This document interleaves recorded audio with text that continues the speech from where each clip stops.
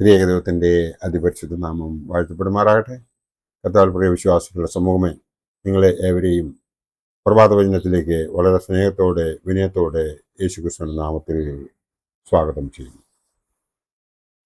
ഇന്നത്തെ ദിവസത്തിൻ്റെ പ്രത്യേകത എന്ന് പറയുന്നത് ശനിയാഴ്ച 6 ജൂൺ 2026, ഈ മാസത്തിലെ 6-ാം ദിവസം, പെന്തക്കോസ്തിക്ക് ശേഷം 13-ാമത്തെ ദിവസം, ഈ വർഷത്തിലെ 157-ാമത്തെ ദിവസമാണ്. ഇന്ന് 528-ാമത്തെ എപ്പിസോഡ് പബ്ലിഷ് ചെയ്യുന്നതിനായി ദൈവത്തിൽ ശരണപ്പെടുന്നു. ഇന്നത്തെ ധ്യാന വിഷയം: യേശുവിൻ്റെ ഉയർപ്പിൻ്റെ വെളിച്ചം നാം കാണുന്നുവോ? യേശുവിൻ്റെ ഉയർപ്പിൻ്റെ വെളിച്ചം നാം കാണുന്നുവോ? അങ്ങനെ കാണുന്ന ഒരു വ്യക്തിക്ക് മാത്രമേ ഞാൻ ക്രിസ്ത്യാനിയാണ് എന്ന് ഉറച്ചു പറയുവാൻ സാധിക്കത്തുള്ളൂ. ക്രിസ്തീയ വിശ്വാസ പ്രബോധനങ്ങളിൽ യേശുവിൻ്റെ ഉയർപ്പിനുള്ള സ്ഥാനം അഗ്രഗണ്യമാണ്. ക്രിസ്തീയ വിശ്വാസത്തിൻ്റെയും പ്രത്യാശയുടെയും അടിസ്ഥാനമാണിത്. യേശു സത്യമായും ഉയർത്തെഴുന്നേറ്റു എന്നതാണ് സുവിശേഷങ്ങളിൽ മുഴങ്ങുന്ന ഉയർപ്പിൻ്റെ അതിശക്തമായ ആഹ്വാനം. ഉയർപ്പിൻ്റെ വെളിച്ചമാണ് ഒഴിഞ്ഞ കല്ലറയും യേശുവിൻ്റെ പ്രത്യക്ഷതയും.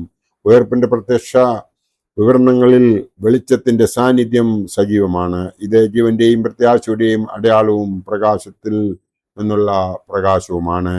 ക്രിസ്തീയ വിശ്വാസ പ്രബോധനങ്ങളിൽ യേശുവിൻ്റെ ഉയർപ്പിനുള്ള സ്ഥാനം അഗ്രഗണ്യമാണ്. ക്രിസ്തീയ വിശ്വാസത്തിൻ്റെയും പ്രത്യാശയുടെയും അടിസ്ഥാനമാണിത്. പുതിയ ജീവന്റെയും മഹത്വീകരണത്തിൻ്റെയും അടിസ്ഥാനവും യേശുവിൻ്റെ ഉയർപ്പാണ്. ആദിമസഭയുടെ പ്രബോധനങ്ങളിൽ പുതിയ നിയമലേഖനങ്ങളിലും പ്രതിഫലിക്കുന്നത് യേശു ഉയർത്തെഴുന്നേറ്റത്തിൻ്റെ കാഴ്ചപ്പാടാണ്. യേശുവിൻ്റെ മരണം, കബറടക്കം, ഉയർത്തെഴുന്നേൽപ്പ് എന്നിവ പരസ്പരം ബന്ധിതമാണ്. ദൈവം അവനെ മരിച്ചവരിൽ നിന്നും ഉയർത്തെഴുന്നേൽപ്പിച്ചു എന്നും തിരുവെഴുത്തുകളിൽ പ്രകാരം മരിച്ചു അടക്കപ്പെട്ട തിരുവെഴുത്തുകളിൽ പ്രകാരം 3-ാം നാൾ ഉയർത്തെഴുന്നേറ്റു എന്നുമുള്ളത് നമുക്ക് ലേഖനങ്ങളിലൂടെയും സുവിശേഷങ്ങളിലൂടെയും കാണുവാൻ സാധിക്കും. വിശ്വാസ പ്രബോധനത്തിൻ്റെ മാർഗരേഖയാണിത്. യേശു മരിക്കുകയും 3-ാം നാൾ ഉയർക്കുകയും ചെയ്യുമെന്ന് മുൻകൂട്ടി പ്രവചിച്ചിരുന്നു. മർക്കോസ് എവൻഗേലിസ്തയുടെ സുവിശേഷത്തിൽ 8:31, 9:31, 10:34 പറയുന്നുണ്ട്. യോനയുടെ അടയാളവും മത്തായി 12:40, യെരുശലേമിന്റെ പുനരുദ്ധാനവും യോഹന്നാൻ 2:19 വിത്തിൽ നിന്നുള്ള പുതുജീവനും ഉയർപ്പിന്റെ പ്രതീകങ്ങളാണ്. യേശുവിന്റെ ഉയർപ്പിന്റെ ദീർഘ വിവരണങ്ങളും തെളിവുകളും സുവിശേഷങ്ങളിലുണ്ട്. ശൂന്യമായ കല്ലറയും ഉയർത്തെഴുന്നേറ്റ യേശുവിന്റെ പ്രത്യക്ഷതയും 500-ൽ അധികം സഹോദരന്മാർക്ക് ഒരുമിച്ച് പ്രത്യക്ഷനായി എന്ന പൗലോസിന്റെ പ്രഖ്യാപനവും ഉയർപ്പിന്റെ നേർക്കാഴ്ചകളാണ്. ക്രൂശിക്കപ്പെട്ട യേശുവിനെ സംസ്കരിക്കുന്നത് സ്ത്രീകൾ നേരിട്ട് കണ്ടതാണ്. യേശു ഉയർക്കുമെന്ന് യഹൂദർ ഭയന്നതിനാൽ കാവൽക്കാരെ നിർത്തി കല്ലറ ഭദ്രമാക്കി. സുഗന്ധദ്രവ്യങ്ങളുമായി യേശുവിന്റെ കല്ലറയ്ക്കുള്ള സ്ത്രീകൾ എത്തുമ്പോൾ കല്ലറയുടെ വാതുക്കൽ വച്ച കല്ല് മാറ്റപ്പെട്ടതായി കാണുന്നു. അവർ നോക്കിയപ്പോൾ കല്ല് ഉരുട്ടിക്കളഞ്ഞതായി കണ്ടു എന്നും കല്ലറയിൽ നിന്ന് കല്ല് ഉരുട്ടിക്കളഞ്ഞതായി കണ്ടു എന്നും എഴുതിയിരിക്കുന്നു. എന്നാൽ മത്തായിയുടെ വിവരണപ്രകാരം സ്ത്രീകളുടെ സാന്നിധ്യത്തിലാണ് ദൈവദൂതൻ കല്ല് ഉരുട്ടി നിൽക്കുന്നത്. മത്തായി 28:2. ഉയർപ്പിന്റെ സമയത്ത് ഭൂകമ്പമുണ്ടായി. മത്തായി 28:2 മുതൽ 4 വരെ. വ്യത്യസ്ത സാഹചര്യങ്ങളിലും വീക്ഷണങ്ങളിലും സുവിശേഷ രചന നടന്നതിനാൽ ഇത്തരം വ്യത്യാസങ്ങൾ സ്വാഭാവികമെങ്കിലും ഉയർപ്പിന്റെ അടിസ്ഥാന ദർശനങ്ങൾ നിങ്ങൾക്ക് ഐതിഹ്യമുണ്ട്. യേശു ക്രൂശിതനായി മരിച്ച് അടക്കപ്പെട്ട് 3-ാം നാൾ ഉയർത്തെഴുന്നേറ്റു എന്നും അതിൻ്റെ അടയാളമാണ് ശൂന്യമായ കല്ലറയെന്നും സുവിശേഷങ്ങൾ സാക്ഷിക്കുന്നു. ഒഴിഞ്ഞ കല്ലറ ആദ്യമായി കണ്ടെത്തുന്നത് യേശുവിനെ പിന്തുടർന്ന സ്ത്രീകളാണ്. യേശുവിൻ്റെ ഉയർപ്പിനെ കുറിച്ചുള്ള ദൃക്സാക്ഷി വിവരണങ്ങൾ മർക്കോസ് ബാല്യക്കാരനെന്നും ലൂക്കോസ് 2 പുരുഷന്മാരെന്നും വിവരിക്കുമ്പോൾ യോഹന്നാൻ 2 ദൂതന്മാർ എന്നാണ് രേഖപ്പെടുത്തിയിരിക്കുന്നത്. പത്രോസും യോഹന്നാനും ഒഴിഞ്ഞ കല്ലറയിൽ കടന്ന് കല്ലറ ശൂന്യമാണെന്ന് തിരിച്ചറിയുന്നു. ശൂന്യമായ കല്ലറയ്ക്ക് എതിരെ വ്യാഖ്യാനങ്ങൾ അക്കാലത്ത് പ്രചരിച്ചിരുന്നു. കാവൽക്കാർക്ക് പണം നൽകി പറയിച്ചതായിരുന്നു എന്ന് മത്തായി ശ്ലീഹായുടെ രക്ഷാസുവിശേഷം 28:11 മുതൽ 25 ഉള്ള വേദഭാഗം വായിക്കുമ്പോൾ നമുക്ക് മനസ്സിലാകും. കർത്താവിൻ്റെ ശരീരം കല്ലറയിൽ നിന്നും എടുത്തു കൊണ്ടുപോയതാണ് എന്ന് അവർ ആ, പറഞ്ഞു പരത്തി. അത് ഇന്നും യഹൂദന്മാരുടെ ഇടയിൽ ഒരു സന്ദേഹമായി തന്നെ കഴിയുന്നു. എന്നാൽ ശൂന്യമായ കല്ലറയുടെ പ്രാധാന്യം പെന്തക്കോസ്തയിൽ പത്രോസ് ഉദ്ധരിച്ച് സവിസ്തരം വ്യാഖ്യാനിക്കുന്നു എന്ന് അപ്പോസ്തല പ്രവൃത്തികൾ 2:26 മുതൽ 28 വരെ പറയുന്നുണ്ട്. പുതിയ നിയമ വിവരങ്ങൾ പ്രകാരം യേശുവിൻ്റെ 12 പ്രത്യക്ഷത രേഖപ്പെടുത്തിയിരിക്കുന്നു. അതിൽ പ്രധാനം യേശു ആദ്യം സ്ത്രീകൾക്കും മഗ്ദലന മറിയത്തിനും പ്രത്യക്ഷപ്പെട്ടതാണ്. പത്രോസിനും യാക്കോബിനും പൗലോസിനും എമ്മാവൂസിലേക്ക് പോയ 2 സ്ത്രീയന്മാർക്കും യേശു പ്രത്യക്ഷനായി. തോമാസ്ലീഹയുടെ സാന്നിധ്യത്തിലും തിബിരിയോസിന്റെ തീരത്ത് വെച്ചും യേശു ശിഷ്യന്മാർക്ക് പ്രത്യക്ഷനായി. എല്ലാ ശിഷ്യന്മാരും 500ഓളം സഹോദരന്മാർക്കും യേശു പ്രത്യക്ഷപ്പെട്ടു എന്നാണ് പൗലോസ് ശ്ലീഹായുടെ സാക്ഷ്യം. യേശുവിൻ്റെ പ്രത്യക്ഷതയുടെ സാംഖ്യത അപ്രസക്തമാണ്.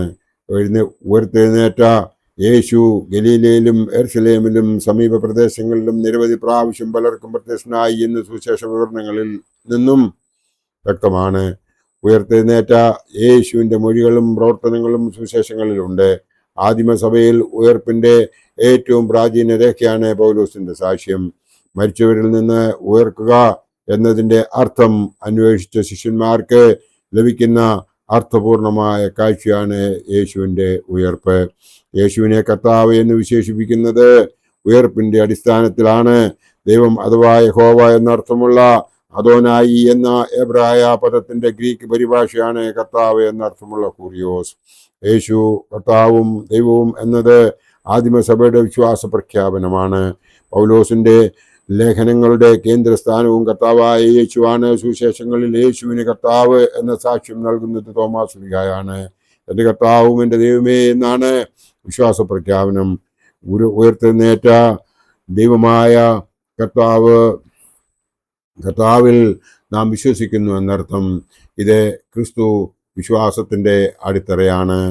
ആദിമസഭ ആരാധന നടത്തിയത് ആഴ്ചവട്ടത്തിന്റെ 1-ാം ദിവസമായ ഞായറാഴ്ചയാണ്. യേശുവിന്റെ മരണശേഷവും 3-ാം നാളാണിത്. ഉയർപ്പിന്റെയും ജീവന്റെയും ദിവസം 3-ാം നാൾ എന്ന് ഹോശേയ പ്രവചനം 6:2 പറയുന്നുണ്ട്. ശൂന്യമായ കല്ലറയെയും ഉയർത്തെഴുന്നേറ്റ യേശുവിനെയും ശിഷ്യന്മാർ ആദ്യം നേരിൽ കണ്ടതും 3-ാം നാൾ തന്നെയാണ്. ക്രിസ്തു സാന്നിധ്യത്തിന്റെ വഴിത്തിരിവാണിത്. യേശുവിന്റെ പ്രത്യക്ഷതയെക്കുറിച്ചും സുവിശേഷങ്ങളിലും അപ്പോസ്തല പ്രവൃത്തികളിൽ ലൂക്കോസും പൗലോസ് ശ്ലീഹായും ദീർഘമായി സാക്ഷിക്കുന്നു. ഉയർത്തെഴുന്നേറ്റ ക്രിസ്തു ശരീരത്തിൽ ഭൗതിക പരിമിതികൾ ഇല്ല എന്നും പൗലോസ് വ്യാഖ്യാനിക്കുന്നു. ഉയർപ്പ് നന്മയിലേക്കുള്ള പുറപ്പാടാണ്. കുരിശു വഹിച്ച് സകല തിന്മകളിൽ നിന്നും ഉയരങ്ങളിൽ നിന്നും വിമോചനം നേടുന്നതാണ് ഉയർപ്പിന്റെ വെളിച്ചം. കുരിശും സഹനവും ഉയർപ്പും ക്രിസ്തീയ ജീവിതത്തിൽ പ്രകാശം പകരുന്ന അനുഭവമാണ്. അസഹിഷ്ണുത സൃഷ്ടിക്കുന്നിടത്ത് ശാന്തിയും സ്നേഹവും നീതിയും പങ്കിടുന്ന ഉയർപ്പിന്റെ മഹത്വം ജീവിതത്തിന്റെ വെളിച്ചം പകരണം. സഹോദരന്മാരെ, ഒരു പുതിയ വാർത്ത ഞാൻ നിങ്ങളെ അറിയിക്കുന്നു. മശിഹാ ഖബറിൽ നിന്നും ഉയർത്തെഴുന്നേറ്റ് തന്റെ ശത്രുക്കളെ പിന്നിലേക്ക് അടിച്ചോടിച്ചിരിക്കുന്നു. ഉയർപ്പിന്റെ പ്രഖ്യാപനമാണ്. സത്യമായിട്ടും യേശു ഉയർത്തെഴുന്നേറ്റു എന്ന് ഞങ്ങൾ വിശ്വസിക്കുന്നു എന്ന് ഏറ്റു പറയുന്നു. ഉയർപ്പിന്റെ പ്രതിവാക്യമാണ്. നാം ഓരോരുത്തരും മനസ്സിലാക്കേണ്ടതായ ഒരു കാര്യമുണ്ട്. ഉയർത്തെഴുന്നേറ്റവനായ കർത്താവായ യേശു ക്രിസ്തുവിലാണ് നാം ഓരോരുത്തരും വിശ്വസിക്കുന്നത്. ആ വിശ്വാസമാണ് നമ്മളെ നിലനിർത്തുന്നതും ആ 3-ാമത്തെ കിരീടത്തിന് അവകാശിയാക്കുന്നതും എന്നതിന് 2 അഭിപ്രായം ആർക്കും ഉണ്ടാകുകയില്ല. കാരണം വിശ്വാസത്തോടുകൂടി പ്രാർത്ഥിക്കുന്ന ഒരു വിശ്വാസിക്ക് ദൈവത്തിൻ്റെ അനുഗ്രഹങ്ങൾ ചൊരിഞ്ഞു കിട്ടുന്നു എന്നുള്ളത് നമ്മുടെ പിതാക്കന്മാരിൽ നിന്ന് നമ്മൾ ഓരോരുത്തരും അനുഭവസ്ഥരാണ്. അങ്ങനെ ഉള്ള ആ അനുഗ്രഹം പ്രാപിച്ചിരിക്കുന്ന അവർ നമ്മളോട് സാക്ഷ്യമായി പറഞ്ഞിരിക്കുന്നത്, നമ്മൾ പൂർണ്ണമായി വിശ്വസിക്കുകയും ദൈവത്തിൽ ശരണപ്പെടുകയും ചെയ്തു കഴിഞ്ഞാൽ നമുക്ക് ഓരോരുത്തർക്കും അതുപോലുള്ള അനുഗ്രഹങ്ങൾ ലഭിച്ചു കൊണ്ടിരിക്കുന്നു. ഞാൻ അതിന് ഒരു ഉദാഹരണമാണ്. ദൈവം നമ്മളെ എല്ലാവരെയും അനുഗ്രഹിക്കത്തക്കവണ്ണം നാം അവനിൽ നമ്മെ തന്നെ സമർപ്പിക്കുക എന്ന് മാത്രമേ അവസരത്തിൽ ഓർപ്പിച്ചുകൊണ്ട് എൻ്റെ വാക്കുകൾ ഇവിടെ സംഹരിക്കട്ടെ. ദൈവം നമ്മളെ എല്ലാവരെയും അനുഗ്രഹിക്കട്ടെ.